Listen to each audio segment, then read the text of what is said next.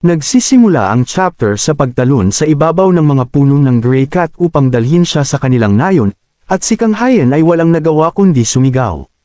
Sa totoo lang, nakaramdam din siya ng hilo dahil sa maliit pero marahas na biyahe, at nagsimulang magsuka ng bahaghari.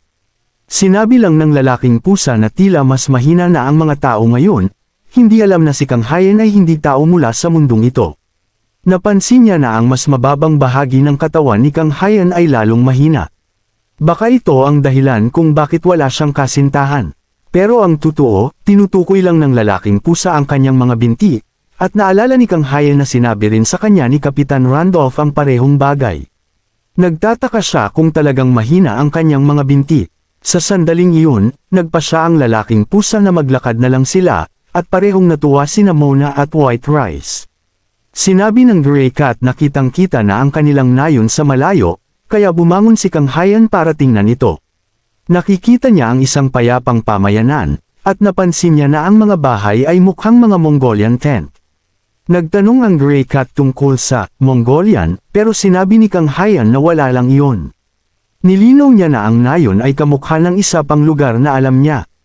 Nagulat ang Grey Cat na may mga nayon ng tao na kamukha ng sa kanila. Naalala ni Kang Hyen ang sinabi sa kanya ni Randolph dati. Sinabi sa kanya na walang panganib sa pagpunta sa nayon ng mga hayop.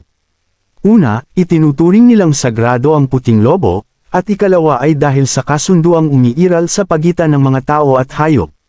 Naging curious si Kang Hyen tungkol sa kasunduan, at nagulat si Randolph na hindi niya alam ito. Ipinaliwanag niya na ang puting lobo ay sagrado, at ang pangalawang dahilan ay may kasunduan ng mga tao at mga beastman. Ipinaliwanag niya na noong nakaraan, nagkaroon ng malawakang digmaan sa pagitan ng iba't ibang lahi. Nagpatuloy ang brutal na digmaan sa loob ng daan-daang taon, kaya't nalugmok ang buong kontinente sa kaguluhan, pagkawasak, at kamatayan. Dahil sa mga tambak ng bangkay sa bawat larangan ng digmaan, tila ang buong mundo ay mauuwi sa kapahamakan kung hindi natapos ang digmaan. Ngunit isang araw, nangyari ang isang himala. Hindi na matitiis ng mga Diyos ang lahat ng kamatayan at pagkawasak, kaya't sila'y nakialam sa labanan upang wakasan ang digmaan. Matapos nito, isang kasunduan ang nilagdaan ng iba't ibang lahi upang maiwasan ang digmaan at pigilan ang alitan sa pagitan nila. Sa natural na paraan, nagsimulang maglayo ang iba't ibang uri ng hayop mula sa isa't isa. Ngayon, habang iniisip ni Kang Hyen ang lahat ng ito habang naglalakad kasama ang abuhing lalaking pusa, nagtatanong siya kung talagang tatanggapin siya ng mga hayop sa kanilang nayon. Pagpasok niya sa nayon, dumating ang isang grupo ng mga curious na tao upang makita ang isang tunay na tao. Hindi lamang mga hayop na pusa ang naroon, kundi pati na rin ang iba pang lahi tulad ng mga toro at oso. Sinabi ng isang lalaking hayop na toro na mas mahina ang tao kaysa sa inaasahan niya. Isang babae naman ang nagsabi na kasama ng tao ang sagradong puting lobo. Nagtataka sila kung siya talaga ang inanyayahan ng kanilang pinuno. Pagkatapos, dumating ang ilang iba pang hayop at hinarang sila. Mukhang galit sila sa pagtanggap ng tao sa kanilang nayon, at hayagan nilang kinukwestiyon ang katinoan ng kanilang pinuno sa pag-anyaya sa kanya. Nakita ni Kang Hyen na walang balak ang matandang hayop na bawasan ang kanyang galit, ngunit sumingit ang abuhing lalaking pusa. Sinabi niya sa matandang hayop, ang pinuno ng mga mandirigma na si Taimo, na huwag kalimutan na ang tao ay bisita ng kanilang pinuno. Nagsimulang sumimangot si Taimo sa abuhing lalaking pusa, na ngayon ay nalaman nating na Noah ang pangalan. Tinanong ni Taimo kung nawala na ba ang kanyang dangal at reputasyon bilang mandirigma sa pagtatanggol sa isang tao. Sumagot si Noah na sinusunod lamang niya ang utos ng kanilang pinuno at hiniling sa matandang hayop na magparaya. Gayunpaman, hindi natuwa si Taimo sa kanyang mga salita. Tinanong niya si Noah kung kailan naging mataas ang kanyang posisyon para utusan siya. Habang handa nang maglaban ang dalawang mandirigma, biglang nagsimulang magalit si White Rice. Natakot ang lahat ng mga hayop at nagtago nang makita nilang galit ang sagradong puting lobo. Pati si Kang Hyen ay nagulat sa galit ni White Rice. Maging si Taimo ay nabigla nang makita ang galit ng banal na lobo. Sinimulan din ni Mona, ang batang babaeng pusa, na gayahin si White Rice, at nagtanong si Kang Hyen kung ano na naman ang problema nito. Lalong nalito ang mga hayop, At naniniwala sila na kung si Mona at ang puting lobo ay pinuprotektahan si Kang Hayan, tiyak na hindi siya isang karaniwang tao. Ngunit para kay Kang Hayan, ito ay sobrang nakakainis. Pumunta lang siya dito dahil inanyayahan siya, ngunit hindi niya inaasahan na mapapasok siya sa ganitong sitwasyon. Ngayon, parang isang prinsesa sa kagipitan si Kang Hayan, habang sina Noah, Mona, at White Rice ay sinusubukang protektahan siya mula kay Taimo. Nakaramdam siya ng pagkasakal sa sitwasyon, at ayaw niyang maging dahilan ng away. Bigla, may tumalon sa harap niya at tinupad ang kanyang hiling na pigilan ang away. Lumabas ang pinuno ng nayon at bumaba sa lupa na parang isang superhero sa pagitan ng dalawang naglalaban. Sinabi niyang muntik na siyang mamatay sa katandaan habang hinihintay si Kang Hayan, kahit na hindi siya kilala ni Kang Hayan. Sinabi ni Noah kay Kang Hayan na magbigay galang sa kanilang pinuno, si Cassandra, ang pinuno ng kanilang tribo. Ngunit sinabi ni Cassandra kay Kang Hayan na maaari siyang tawagin sa kanyang pangalan kung gusto niya. Nahihiyang yumuko si Kang Hayan sa kanya. Nagpakilala siya at nagpasalamat kay Cassandra sa pag-anyaya sa kanya. Tumakbo si Mona papunta sa kanyang ina, at niyakap siya nito. Sinabi ni Cassandra kay Kang Hayan na hindi niya kailangang maging masyadong nerbiyoso.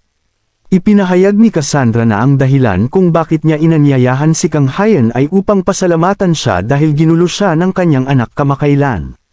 Sinubukan ni Kang Hayan na maging magalang at sinabi na hindi siya ginugulo ni Mona, pero tinanong siya ni Cassandra kung sigurado siya. Alam niya ang ugali ng kanyang anak, kaya't alam niyang ito ay nakakainis sa lahat. Napatigil ang kanilang awkward na pag-uusap nang magsalita si Taimo, na tanong kung bakit pinapasalamatan ng pinuno ang isang tao. Nagulat si Cassandra nang makita si Taimo, at ngumiti ito, na parang nagbibiro, na inaakala niyang isang hanggal ang sumusubok na sirain ang kasunduan sa pamamagitan ng pagkalaban sa tao. Sinabi niyang dahil hindi ito isang hanggal kundi si Taimo, tiyak na hindi ito gagawa ng ganoong pagkakamali. Napahiya si Taimo sa narinig at napilitan siyang sumang-ayon. Tumawa si Cassandra, sinasabing hindi kailanman gagawa ng ganoong pagkakamali ang isang lalaking kasing talino niya. Sinabi niyang kailangang asikasuhin niya ang kanyang bisita, kaya dapat nang umalis si Taimo at asikasuhin ang sarili niyang gawain. Nanginginig sa galit si Taimo, ngunit wala siyang magawa kundi sumang-ayon. Di nagtagal, natagpuan ni Kang Hayan ang sarili niya sa loob ng toldo ni Cassandra, kasama ang iba pang mga kilalang hayop. Sinabi ni Cassandra na tiyak na hindi maganda ang naging karanasan niya kanina pagkapasok pa lang niya sa nayon, pero hinihiling niyang huwag siyang mag-alala. Sinabi niyang hindi sanay ang mga tao sa nayon na makakita ng tao, pero hindi. Ibig sabihin nito na personal nilang kinamumuhian siya. Sobrang hindi na komportable si Kang Hayan dahil nararamdaman niya ang mga mausisang tingin ng mga beastmen sa kanya. Pakiramdam niya na para siyang pagpipirisuhin nila sa pamamagitan lang ng pagtitig. Sabi ni Cassandra na bagaman talagang bihira silang mag-imbita ng tao sa kanilang nayon, talagang nais niyang makilala ang bida ng mga chismis. Nagtataka si Kang Hayan tungkol sa mga chismis, at si White Rice ay binigyan siya ng dismayadong tingin. Tinanong ni Cassandra kung hindi pa niya naririnig ang mga chismis, dahil pinag-uusapan ng buong kagubatan ang tao na nagawang paamuhin ang banal na puting lobo. Sabi niya na maraming nilalang ang nagbabantay sa kanya sa kagubatan at tinanong kung hindi niya ba naramdaman ang kanilang mga tingin. Ngunit ang nararamdaman lamang ni Kang Hayan ay ang kahihiyan, dahil nalaman niya na isa pala siyang hindi sinasadyang live streamer sa buong panahong ito. Ang kanyang paglalakbay sa camping ay nagbigay ng impresyon na isa siyang ganap na baguhan, at iyon ay parang ini-livestream sa ibang tao. Ngunit sabi ni Cassandra na hindi iyon ang mahalaga sa ngayon. Sinabi niya kay Kang Hayan na banggitin ang kahit anong nais niyang kapalit sa pag-aalaga sa kanyang anak. Ipinahayag niya na sila ay isang tribo na laging nagbabayad ng utang. Nerbyosong sinabi ni Kang Hayan na hindi kailangang gawin iyon dahil ang ginawa lamang niya ay magbahagi ng pagkain sa bata. Pagkatapos, sinabi niyang hindi rin niya nais magpakita ng walang dala ngayong araw kaya may dala siya. Amoy na iyon ni Cassandra at tinanong kung ang masarap na amoy na iyon ay nasa kanyang bag. Kinuha ni Kang Hayan ang isang tiffin box na may lamang nilagang baboy na ginawa niyang ulam. Sabi niya na hindi iyon gaanong marami at hindi sapat para sa lahat, ngunit halos tumalon si Cassandra at sinabing napaka-espesyal ng dinala niya, at masyado siyang mapagpakumbaba tungkol dito. Ngunit malinaw niyang narinig na tinawag itong ulam ni Kang Hayen at tinanong kung ibig bang sabihin noon ang iniisip niya. Nerbyosong inamin ni Kang Hayen at sinabi na nagdala rin siya ng alak na sa palagay niya ay wala sa mundong ito. Kinuha ni Cassandra ang bote ng Korean rice wine na masaya at tinanong kung ito ba ang paraan ng pagpaamo niya sa kanyang anak. Parang napaamo na rin niya ang ina ng hayop. Hindi makabigay si Kang Hayen ng malinaw na sagot sa tanong na iyon. Pagkatapos, sinabi niya kay Cassandra na mas mabuting huwag munang inumin ang alak ngayon dahil masyado itong naalag sa kanilang biyahe, at baka sumabog ito dahil dito. Nang marinig ang salitang, sumabog, agad na naging alerto at galit ang mga bestman. Sinubukan nilang atakihin si Kang Hayen, iniisip na nagdala siya ng isang mapanganib na bagay sa kanilang pinuno. Hindi man lang siya binigyan ng pagkakataon para magpaliwanag at idineklarang ipinakita na niya ang tunay niyang kulay. Sa kabila nito, ipinaliwanag ni Kang Hayen na ang ibig niyang sabihin sa sumabog ay tumindi ang presyon sa loob ng alak, kaya maaaring bumula ito ng malakas kapag binuksan. Mukhang curious si Cassandra tungkol doon, kaya marahas niyang inalog ang bote at saka binuksan ng cork, dahilan upang lumipad ang bula sa lahat ng direksyon. Natuwa siya sa nakita at tinanong si Kang Hayen kung ito ba ang ibig niyang sabihin sa pagsabog. Gayunpaman, mabilis siyang nadismaya nang hamupa ang bula, at ligtas pa rin si Kang Hayen mula sa paghagupit ng mga bestman. Pagkatapos ay diretsyo na niyang ininom ang alak, at nagulat ang mga bestman sa kanyang pagkaswail. Natakot sila at tinanong siya kung paano niya nagawang inumin ang isang hindi kilalang substansya. Gusto nilang malaman kung ayos lang siya dahil mukhang kakaiba talaga ang inumin. Ang tanging kakaibang nangyari ay napakasayang ni Cassandra. Nasiyahan siya sa alak at nagpahayag na ang mga tao ay tunay ngang magaling. Tinanong niya kung paano nila ginawa ang alak dahil bahagya itong matamis at maasim, at malalim ang lasa. Ang malasutlang tekstura nito ang nagbigay sa kanya ng kagustuhang uminom pa ng higit. Nagsimula na rin siyang maghanap ng pangulam at itinuro ang backpack ni Kang Hayen, na puno ng nilagang hiwa ng baboy. Sinubukan niya ang isang piraso ng karne at napansin niyang wala itong masamang amoy, at malambot din ang tekstura nito. Halos hindi na niya kailangang nguyain bago lunukan. Hindi makapaniwala si Cassandra na ang malambot at mamasamasang bagay na iyon ay karne.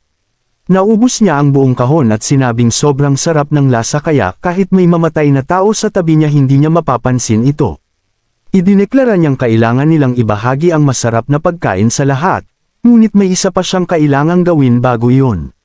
Bigla siyang humingi ng paumanhin kay Kang Hayen, na ikinagulat ng kanyang mga tauhan, na tinanong kung paano niya nagawang humingi ng paumanhin sa isang tao. Sinabi ni Cassandra na ang kanyang tribo ay naging bastos sa harap ng kanilang mga bisita, kaya nararapat lamang na humingi siya ng paumanhin. Napagtanto rin ng dalawang beastman ang kanilang pagkakamali nang marinig ito, at humingi sila ng paumanhin kay Kang Hayen dahil sa kanilang sobrang reaksyon kanina. Sinabi ni Kang Hayen na ayos lang iyon, pero kung kay Noah, iba ang mangyayari.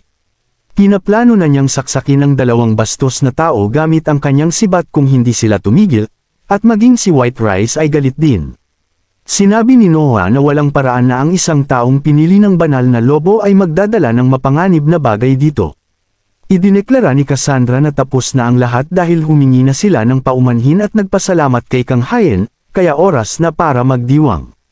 Malakas niyang isinigaw upang ipaalam sa lahat ng miyembro ng kanyang tribo na mag-oorganisa sila ng isang pagdiriwang agad-agad. Idineklara niya na dapat nilang ilabas ang kanilang buong kakayahan dahil ang pagdiriwang na ito ay para sa kanilang mahalagang mga bisita. Inanunsyo niya na ang mga ngaso na makahuhuli ng pinakamasarap na hayop ay gagawaran ng titulong Chido.